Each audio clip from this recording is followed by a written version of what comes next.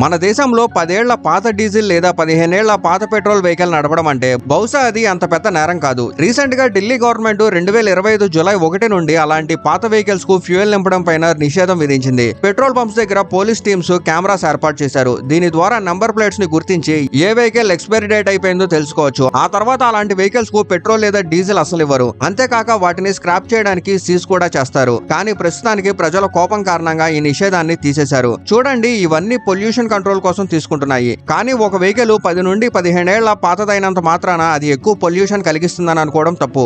ఒక వెహికల్ ని మంచి కేర్ తో సరిగ్గా మెయింటైన్ చేస్తే అప్పుడప్పుడే 5 ఏళ్ల పాత కారు కూడా 15 ఏళ్ల పాత కారుతో పోలిస్తే ఎక్కువ పొల్యూషన్ చేసే అవకాశం ఉంది. కానీ ప్రభుత్వం తీసుకొచ్చిన ఈ కండిషన్ నిజమైన రూల్ కాదు. ఇది బలవంతపు నిర్ణయం మాత్రమే. ఓ సాధారణ మిడిల్ క్లాస్ మనిషి రూపాయి కూడబెట్టి ఆఖరికి ఒక కారు కొనుగోలు చేస్తాడు. ఆ తర్వాత ఆ వెహికల్ ని సరైన కారణం లేకుండా ఒక్కసారిగా స్క్రాప్ చేయడం అంటే ఇది నిజంగా సరైందేనా?